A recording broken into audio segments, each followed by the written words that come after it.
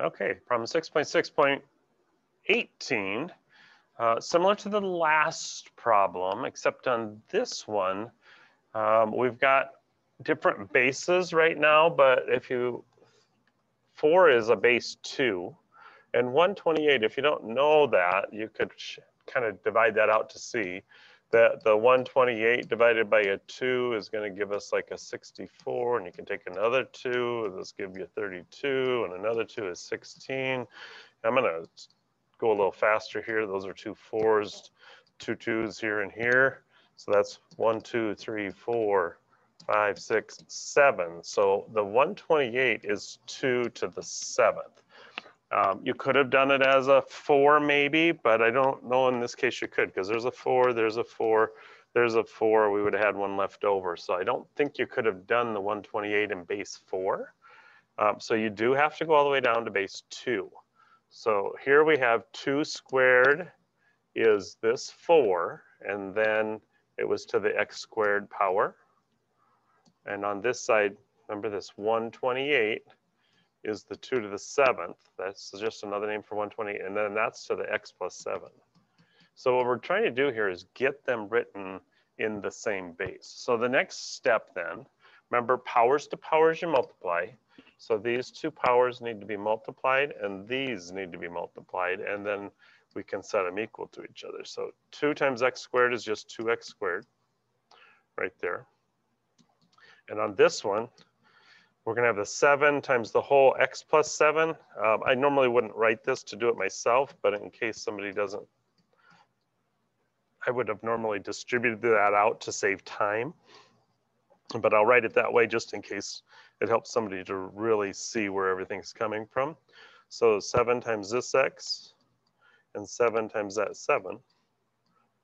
And so now we're at the point where we have the same bases, the 2, and they have their exponents and they're equal. So the exponents must be equal. So we're going to set this exponent equal to that exponent and solve. So we've got a quadratic to solve here.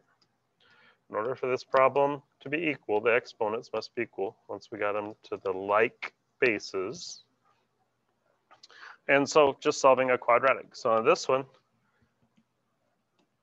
going to bring those 7x over, bring that 49 over. So that means 2x squared stays there. The 7x subtracts, and the 49 subtracted on both sides to get that equation.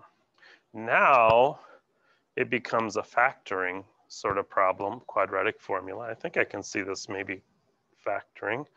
2x squared, 2x times an x, that's the only way to do that. And the 49, I think if you do a 7 and a 7, so that would be like a 14 if you multiplied those, and a 7 if you multiplied these two. And I want a negative 7x. So I want the 14 to be negative. So that'd be 2x times negative 7 here would make negative 14x.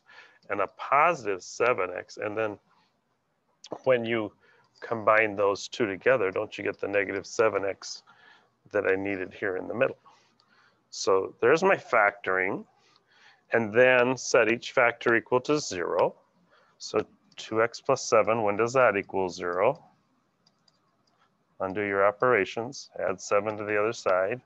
And then after that, you're going to divide by this 2. So a 7 halves, or 3 1/2, or 3.5.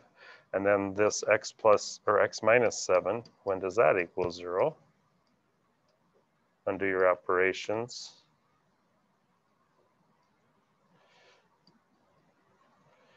And I'm going to add that 7 to the other side, so x equals 7 for the other solution. So my two answers are right there and right there that I would end up putting in for my final solution.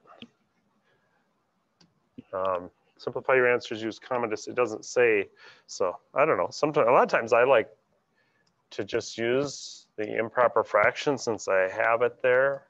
If you did a 3.5, I think it would be perfectly fine and take that. What I think is a problem is if you're trying to do 3 1/2 like this, a mixed number, because the only way to do that, you have to to type it in, you have to do like 3 plus 1/2, and I don't think it's going to like that. You can't do 3 and then a blank and 1/2. It doesn't know what that means. So don't do that, but the other ones would be fine.